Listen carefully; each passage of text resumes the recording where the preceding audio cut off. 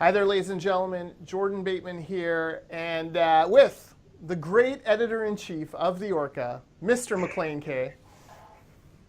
Thank you very much. Very good to be here. We are talking overseas today. I'm in Burnaby. Maclean is in Victoria. Maclean, where are you in Victoria, by the way? I am actually in the former CBC office in the top floor of the legislature in the press gallery. It is not a very glamorous backdrop, as you can tell, but the inner workings of the legislature seldom are glamorous.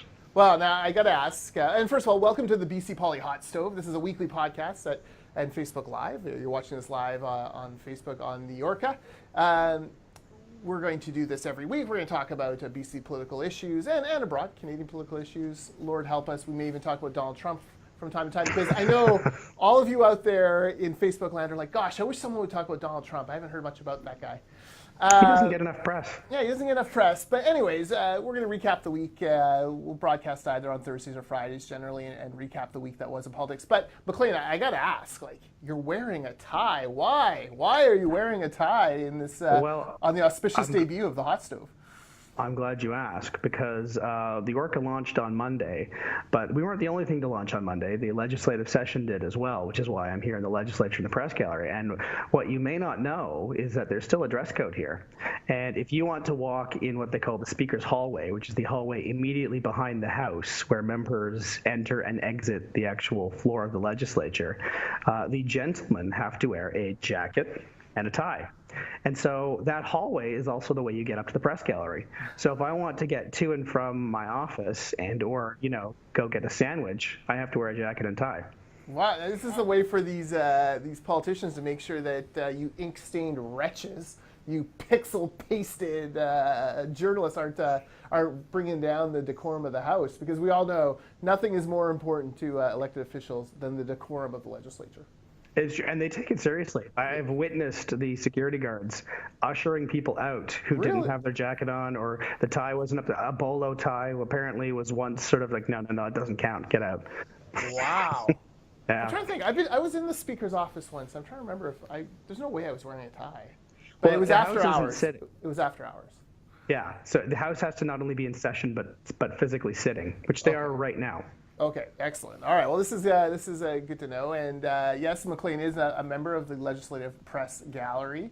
Were you at the John Horgan has a weekly press conference? Were you able to get out to that? And I was. It was just downstairs about an hour ago, actually. He holds it right in front of the legislature, right in front of the House.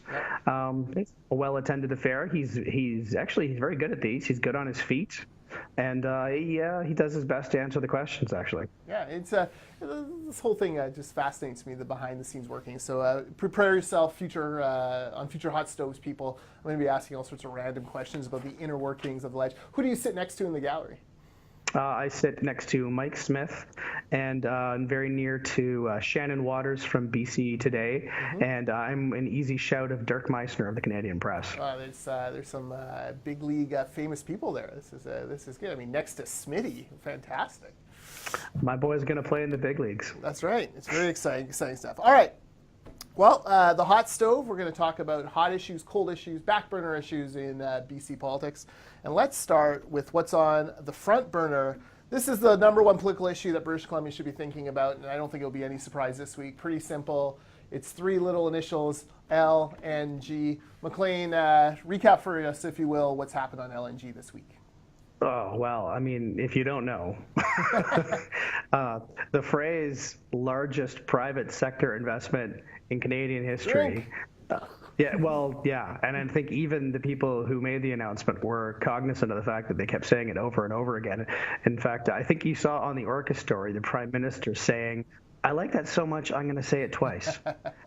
And why not? Because it's true. Yeah. And if there's any jurisdiction that needed to show that it can still somehow get a big project done, it's British Columbia. Yeah, no, absolutely. I mean, $40 billion project when you factor in the pipeline that will run from essentially Fort St. John area all the way across British Columbia to Kitimat. I loved Laurie Ackerman's quote, the mayor of Fort St. John, who, when asked why this was a big deal for her community, she said, "We put the NG in LNG." Lori's the best. I didn't see that one. Yeah, and congratulations to Lori Ackerman, to Dale Bumstead, and the other mayors in that kind of northwest part of British Columbia, or northeast part of British Columbia, and then of course to the mayors of Kitimat, and Prince Rupert's going to benefit from this. It really is a province-wide story, and I think one of the underreported parts of it is that like this has impacts in Kamloops, in Penticton, in Langley, in Vancouver. I mean, this project is so massive; it's really going to need every sector, every part of British Columbia pitching in to help. Well, that's it exactly. And while the most of the, well, I shouldn't say most, but where the effects will be seen the most directly and immediately is up north, where they are doing cartwheels right now. But I mean, this is significant for Vancouver, for Kelowna, Kamloops, all the cities and centers you mentioned, because it's not just building an LNG facility and shipping it off. There are so many spin-off benefits for everything from providers of security, catering, uniform manufacturers, people who do HR and payrolls rather. It's for a project of this scale, which will max out at 10,000 workers and during construction. There are opportunities to do absolutely everything. And to their immense credit, LNG Canada has committed to use BC people and BC companies. And First Nations as well, are first and foremost. Yeah, no, absolutely. The Haisla First Nation, Alice Ross, who we'll talk about later in this episode, they were thrilled, and rightfully so. It's just one of those great stories. And we haven't even gotten, those are the direct impacts. We haven't even gotten to the idea of, I think it's $23 billion of economic money for government programs. That's a lot of schools, a lot of hospitals, a lot of roads. It's a lot of infrastructure to help everyday British Columbians everywhere in the province. Well, and you bring up a good point, because not only is it a lot of money, but it's not. We should note that the NDP government has said that they have a plan for that money. It's not just going into the kitty. They're going to use it for. I mean, they're very vague on this, but in the technical briefing on Monday, they Don Wright, who's John Horgan's chief of staff, hinted at a very ambitious plan to transform the way we live in British Columbia. And I don't just mean window dressing. I mean like everything from reducing greenhouse gases in housing, transportation, going to zero emissions across the board in vehicles in a very short amount of time. And this is ambitious by any stretch of the imagination, but now suddenly they have money where they can give it a try. Yeah, I mean, and this is on top of $5.5 billion in tax increases last budget, but we should probably mention the return of Premier Clark to the media circuit. She was everywhere on Monday with the trademark Christie smile, out there talking about how this was I think she called it the most significant day in her professional life as well. I do wonder though, this technical briefing and some of the little dribs and drabs we're getting from the NDP about what their plans for this money, it does sound like a lot of that kind of big, frankly, pie in the sky kind of promises that they used to rip Christy Clark for when she first started talking about the industry. Well, yeah, and I mean, you mentioned Christy Clark and her very gracious public comments, actually, where she congratulated the NDP for finally getting it done. And you compare that with some of the reaction from the NDP ministers, who Michelle Mungal is one example, who were directly asked, do the Liberals and does Christy Clark get any credit for this? And the answer was no. She didn't get it done, as if it was a one-day job. And so, I mean, it looked good on her to come back into the public spotlight by playing sort of the gracious stateswoman. And yeah, a plan as ambitious as the NDP's plan appears to be, we should say, will be all the better for details, which, again, to be fair, they're saying we don't have yet. So they have a plan to have a plan. Yeah. Which, when we had the technical briefing, the announcement was not yet 2 hours old, so let's be fair. But at the same time, they clearly don't plan on just sitting on the money. Yeah, and we should also note provinces generally budget, I think it's 3-year cycles, 3-year fiscal plans. BC is going to see very little revenue from this well, especially since they're not charging PST, you're not going to see any revenue on this for, 5 or 6 years probably until the thing's up and running. So let's not get too excited. John Horgan may not be the premier at that point, certainly something that certain segment of BC hopes. But I do think, the debut story on the Orca was an exclusive poll done for the website that talked about support for LNG and support for LNG across virtually every demographic, region, college education, union work. Everyone seems to support this thing, except for two groups. Green voters, by about 10 or 15 points don't support it. And then, shockingly, even more, opposed to this LNG idea, NDP voters. So clearly John Horgan has some work to do with his own supporters on this. Well, he does. And I mean, you could say it's a reflection of all the work and negative campaigning the NDP did in opposition about LNG, where they pinned, they described it as pixie dust at one point. And so, their voters listened to them. And so now that the NDP has, in my view, commendably changed its opinion on NDP, they have a fair amount of work to do to convince their base that to come along with them. Because the problem they have is that if you're an NDP voter who doesn't think that the LNG deal is a good deal, there's a pretty obvious place to park your vote. Yes. It's the Green Party, which is a serious, legitimate party here in the legislature and has been consistent from day one about opposing LNG. Yeah, a little bit like, when you're trying to tip over a refrigerator, you don't pull it all at once, you kind of rock it back and forth. Those environmental voters were already rocked by the NDP on not killing Site C, even though, look, Site C is an environmental benefit, but they had educated their people to think it wasn't, and that drove a lot of support to the Greens, or at least, social media chatter towards, maybe we should think about the Greens. Now you add to that LNG, which was the boogeyman, the unicorn, the pixie in every pot, the fracking. I'm going to turn on my water and it's going to be on fire because of Christy Clark. It's LNG.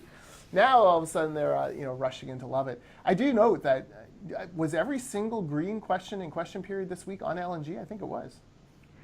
I believe so. They might have shoehorned Trans Mountain in there at one point, but it's a quick aside to make here, but it's quite jarring watching Question Period every day, and the BC Liberals are obviously trying to build a narrative with each successive question, as any opposition should, and then the Green Party comes in and always kinds of breaks up the narrative on whatever topic they're on. And again, this isn't a criticism; it can be only that way, but it is difficult to get a flow going, and sometimes the two opposition parties, if you want to call them that, and there's a big asterisk there. They're obviously not on the same page on this issue, and it was quite interesting today to watch the BC Liberals try actively to drive a wedge between the Greens and the NDP, where the Liberals said, 90% of this House, Andrew Wilkinson said, supports LNG. Why won't you put it to a vote, John Horgan? Where's the risk? Yeah, it's a great point. I don't understand this skirting around the ledge and trying to do it all through executive order, well, not executive orders, but through orders in council and those types of things. Take it to the floor of the House. One can only imagine the reaction had the previous government gotten an LNG deal and then tried to push all the details through order in council. Yeah, well, exactly. And it's purely to keep that in perfect voting record, that unity between the NDP and the Greens, which again makes you wonder, there's a prop rep thing there, but we'll say prop rep for next week. Anything else on LNG before we move on that we should talk about? I mean, because it is, and I'll say it again, the largest private sector investment in Canadian history, we could legitimately talk about it the entire episode. But I have a feeling that it'll continue to be in the news, and deservedly so, for weeks and months to come. Yeah, and look, I know, for the Orca being a web outlet that focuses on free enterprise, smart investment, things like that. I know, you'll be keeping a close eye on this, especially on how it affects Kitimat and Prince Rupert. I mean, if you own property in Kitimat today, you must be pretty excited for what's coming down the pipe. Literally, what's coming down the pipe. All right, that was the front burner. What's on the back burner, Maclean? What's the second most important issue? Have you heard anything at all about the proportional representation referendum when was the last time you heard anything about it at all? I have, but a normal human being, you've got a better chance of seeing Bigfoot than you have of hearing about prop rep. I mean, everyone seems to agree that it is not just important, but pivotal, Yeah.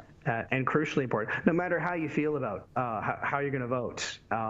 But it's obviously important, and yet it struggles for airspace. It struggles for oxygen in the headlines. It's just nobody's talking about it, and it's shocking. Because even the national media seems to be more interested in it right now than does the average British Columbian. I think it's just that there's so much happening right now. There's LNG. There's some very interesting municipal elections. It's just there's been a lot going on. The NHL is back. It's just there's so many other. Have we things talked to about talk Elias about Pettersson yet? Well, as a Flames fan, that was painful. It was beautiful. One day you and I can talk about whatever happened to 18-year-old Sam Bennett. Also painful. But my point is that the referendum, I feel like everyone should be talking about it more, and it's somewhat disheartening. No matter how you feel about proportional representation, it's somewhat disheartening that we're not having a more engaged public debate. Yeah, you're exactly right, and I joke around, but look, more people have probably seen the video on Global's website of the possible Ogopogo sighting than have actually investigated the system being voted. I found it really interesting. The Surrey Board of Trade, which I know in Smitty's column and NDP land, not that those are the same, they're very different, but in the NDP land, they like to paint as some sort of rabid right-wing business group. The Surrey Board of Trade is like the furthest thing from a rabid right-wing group. Take it from me, the ICBA. I know what a militant business group looks like. They are not a militant business group. They are not that. But even they've called for, let's delay this prop rep referendum. Like no one knows about it, no one's talking about it, no one understands it. I found it interesting in Premier Horgan's news conference today. He talks about how he's talked to someone in his office talked to the Broadcasting Consortium to do a live debate to take Andrew Wilkinson up on his challenge. Maclean, I'll tell you not to tell tales at school, but I happened to see Andrew Wilkinson yesterday in Victoria when I was there for a visit, and as far as he had heard nothing back from the Premier's office about doing this debate, this challenge. Certainly, I'm betting that if you went downstairs and asked him right now, that this idea that there's a broadcasting consortium involved would be probably a surprise to him, judging by his comments yesterday. So this seems to finally be gaining traction. But look, even then, it's a debate between two political leaders. Yeah. What normal human watches that? Well, not enough of them during election period. And the problem with, I hope the debate happens for the record, because we need more conversation. But when it becomes a debate between the BC Liberal leader and the NDP Premier, it will inevitably become about, I'm going to say political, but you know what I mean. It's going to be about, they're going to accuse each other of, your party wants this, your party wants this, and they're not going to talk about the system or the new system in any substantial way. And so I don't think it's going to change anybody's mind. Yeah, no, I agree. Frankly, my advice to all the groups involved have been keep politicians out of it. The last people on earth that everyday British Columbians want to hear from on how to elect politicians is politicians. You're too vested in it. And one of the actually big concerns I have about prop rep in general is, and in this process is, these systems aren't fleshed out. They are very nebulous, two of which only exist in David Eby's mind and in academic papers, don't exist anywhere else in the world. One which has been used in other places and not terribly successfully. But the bigger problem is, we give them this mandate to do this, and we're saying to the NDP Green Coalition, we trust you to come up with the actual rules involved. And I think we all know, we banned corporate and union donations so politicians wouldn't feel beholden. Think how beholden they feel to their party. They're going to rig the rules to benefit themselves. That's just the natural human thing. To me, that's one of the most frustrating and depressing parts about the referendum is we're not really. Let's say you want to vote for proportional representation, and fair enough, but you're not being asked to choose between three systems. You're being asked to choose between a shell of three systems, where the things like the maps and whether or not we'll have open or closed party lists, or what happens to certain ridings, and all of these details which are fundamental to how the system is going to work or not work, we're just being asked to trust to again, the politicians, and behind closed doors. And I cannot understand why the NDP and Greens felt such a rush to do this, and we couldn't have had 3 systems fully fleshed out. And we're not talking about a delay of years. We're talking about an extra 6 months, and they probably could have had, at the very least, more information available for voters to make a really informed choice. Yeah. Or take your time, do it right, and do it in conjunction with the next election in 2021. Like that to me actually makes more sense, and also makes more sense for the NDP's point of view, which is to keep the Greens in the boat as long as possible. Now, I will say this: the pro-prop rep people on social media have become very vicious, very angry. Take from me. They are starting to spin out of control. I think that is directly linked to the poll numbers we've seen, both on the Orca and by the Angus Reid Institute, showing that this once double-digit lead for prop rep is now within the margin of error. It's trending the wrong way for the prop rep people. My sense is they're going to become more desperate, more angry, and more vicious on social media as this goes on, which I think will just reinforce the fact that this is really about personal agendas and not about the collaboration, warm, fuzzy governance that they claim that they want to bring in. I have a theory on that, and you mentioned telling tales at a school.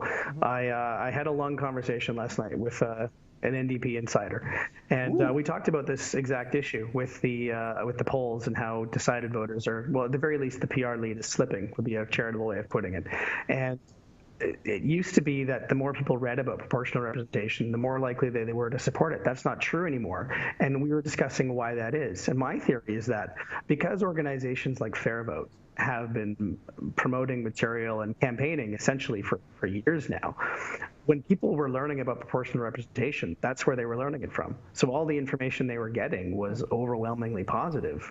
And so now that the no side and the opposition caucus and some members of the media are starting to point out some of the inconsistencies and problems inherent in some PR systems around the world, there's a lot more. It's not even that there's more no side information out there, or first past the post information, I should say. It's that it's more balanced. And so people are actually having a more educated opinion. And so that is, again, no matter how you feel about proportional representation, I think that's a good thing. Yeah, no, that's a great point. And yeah, that makes perfect sense. They kind of had the field to themselves. And now the people who, it's just the nature of the thing. You're pushing an idea, and no one takes it seriously until they have to. And now the other side is pushing back. And certainly I see a lot more in my feeds now about outrageous, neo-Nazi parties in Europe, claiming 7, 8, 10, 12 seats in different legislatures around the world. That's the other thing, is it's hard to point to countries like Sweden as a PR paradise when during the campaign here they have an election in Sweden where a party that is directly descended from neo-Nazis has the balance of power in their parliament. I mean, these examples are real; they're not being made up. Yeah, I do find it interesting though that the prop rep people now have switched to trying to use that same argument for Doug Ford and for CAC.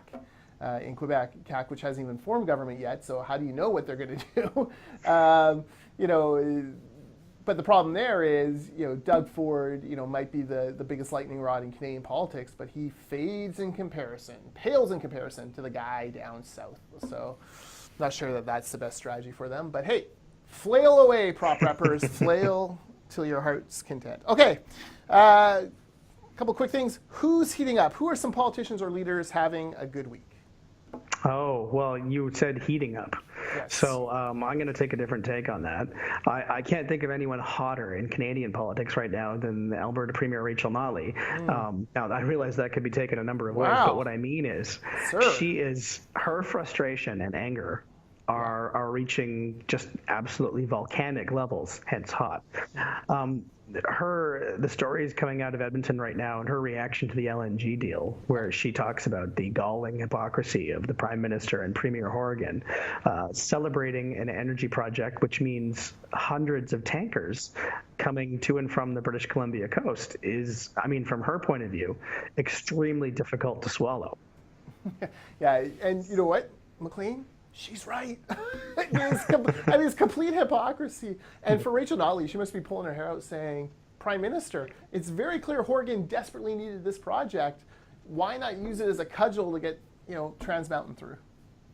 Well, and the answer to that is that Trudeau needed the win just as much as Horgan did. And I mean, it's difficult not to sympathize with Premier Notley. I mean, this is an existential problem for her. There's just very little chance of an NDP government in Alberta being reelected if there's no progress being made. John Horgan told me today she's going to be reelected with a majority. I saw it on TV. With a reduced majority. I saw it on TV. Come on. It's... he is welcome to his opinion. It's difficult to see that from here. I'll put it that way. Yeah. And I mean, it also the NDP the Alberta NDP were visibly popping champagne corks when the Trans Mountain was approved, which is hard to remember actually happened. Yeah. And we're very happy to take credit. And now that it has encountered a very serious roadblock, I mean, it's only fair that they take some of the blame, and that's the way politics works. But I can't think of anyone hotter in terms of anger right now than Rachel Notley. No, you're right. I'm going to use hot for someone whose profile I think is increasing. Ellis Ross, he's the member for Skeena or Stikine? I think it's Skeena. Skeena. Former chief counsellor of the Haisla Nation, now a Liberal MLA, and let me tell you, treated to a hero's thank you for his work on the LNG file. People forget, long before John Horgan, long before Christy Clark, long before Rich Coleman, Haisla, the Haisla First Nation were the first people talking about the possibilities of LNG. I think as early as like 03, 04. And this was a long project. They managed to get every First Nation along the pipeline route on board, and it's thanks to the leadership of people like Ellis Ross. And I'm told that when that there was about 200 people in a gymnasium in Kitimat watching the live announcement streaming from Vancouver, and the camera just panned and happened to catch a small glimpse of Ellis Ross, and the place went bananas for him. And good on him. He deserves it. I know that BC Liberal Caucus as well gave him a standing ovation for his work on this file. Pretty good kudos for a guy who, when you first meet him, you think it's pretty quiet, but it is actually a real lion, a real leader for his people and for that riding. Well, I try and imagine being in Ellis Ross's shoes, where you've been working on this for, as you say, 14 years, and you worked with 3 different premiers. And the first premier, Gordon Campbell, was probably sympathetic, but I mean, this issue was never on the front burner. And then he had a premier, Christy Clark, who did everything she could to make it happen, but for whatever reason, the market conditions or whatever they were, it didn't happen. And then a third premier, John Horgan, who had been explicitly hostile to the industry.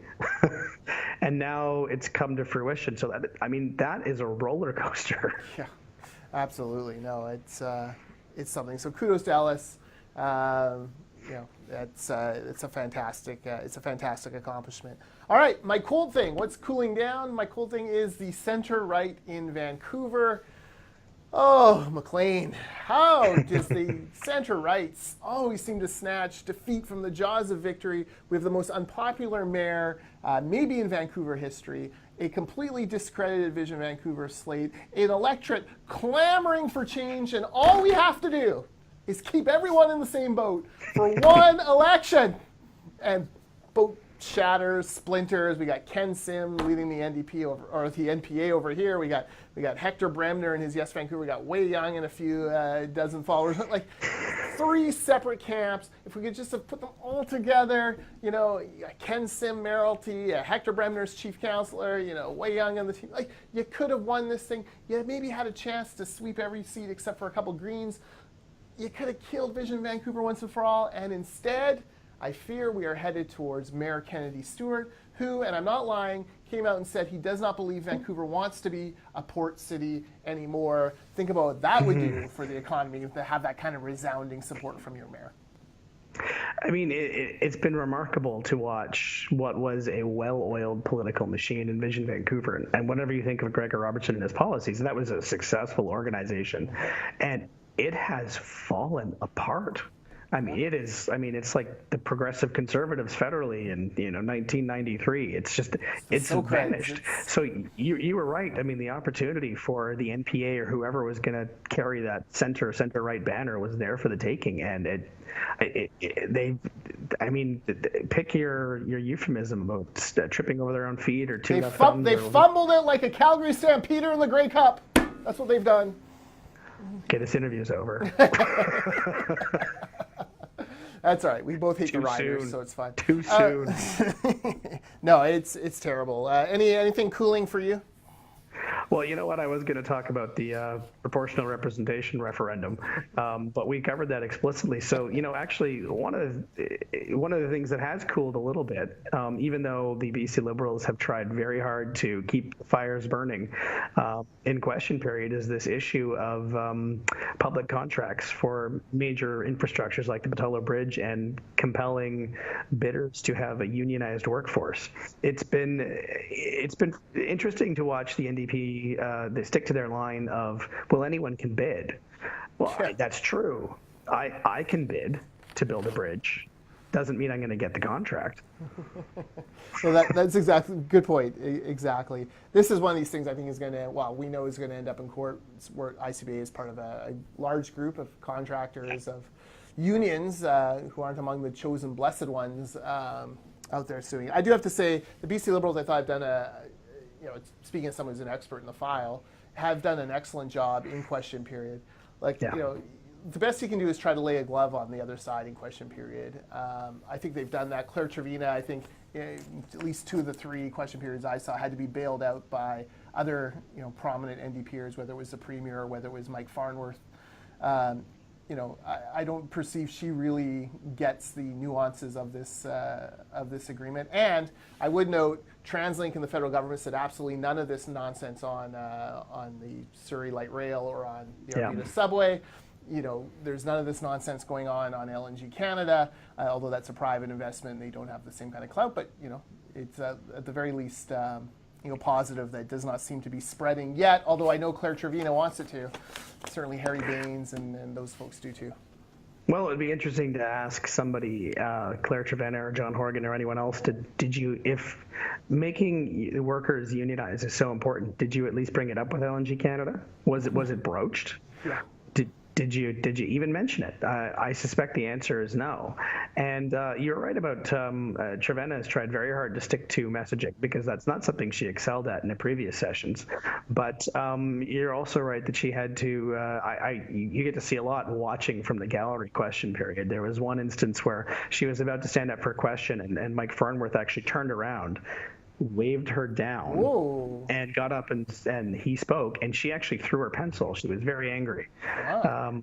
Now, to be fair, Farnworth did a great job answering the question because he's very good, but I don't think Minister Trevena appreciated that very much. No, the big save by Farney there. That's interesting. Yeah, it's one of these things. Look, just to counter a few of the myths, and if you'll permit me to have a soapbox for a moment, Mr. Kay, I would appreciate Always. it. Look, this nonsense that only training happens through union shops. It's not true. In fact, union shops generally drown their young. Because, of course, they have lists, and it's not based on talent, it's based on seniority. So the young get the crappiest shifts, if any at all, often have to wait years and years, decades before they actually start to get the kind of perks that the guys at the top get. The open shop, CLAC, there's massive training programs. ICBA itself trains almost 4,000 people a year. ICBA is the largest single sponsor of training trades apprentices in the country. And companies like the one referenced today, Lower Mainland Steel, has union agreements with unions, not the chosen blessed ones by the NDP, but they have the highest rate of women employees. They employ more female steel or iron workers than than the union does. Like, there's a lot that's changed since the 1970s and 1990s when John Horgan's kind of project labor agreement model was dragged out. The industry's changed. It's sad the NDP haven't seen it, but we'll see in court. And we think that everyone has a constitutional right to join whatever union they want, not simply because government forces them to. And the thing that I would add to that is that if this was such a manifest good, Why was it buried on the day it was announced? You get the feeling the NDP is faintly embarrassed by this subject, as, in my view, as well they should be. But if this was such an obvious good thing, then you would have thought it would have been front and center when it was announced, instead of being buried and had to be ferreted out by a reporter. Yes, and the reason why it was buried is I think they know their kind of poll numbers. On the Orca today, 47% of BC NDP voters disagree with mandatory unionization. Only 42% agree. So a majority of NDP voters oppose it, let alone 58% of all British Columbians.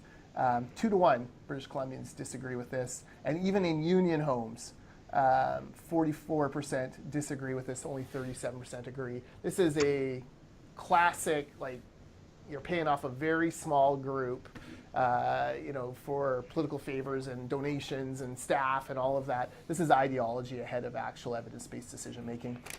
There you go, Dr. Weaver. Hey, Dr. Weaver, feel free to jump in on this anytime, by the way. I've made this point before, but I feel it's worth making, is that when we talk, you mentioned NDP voters.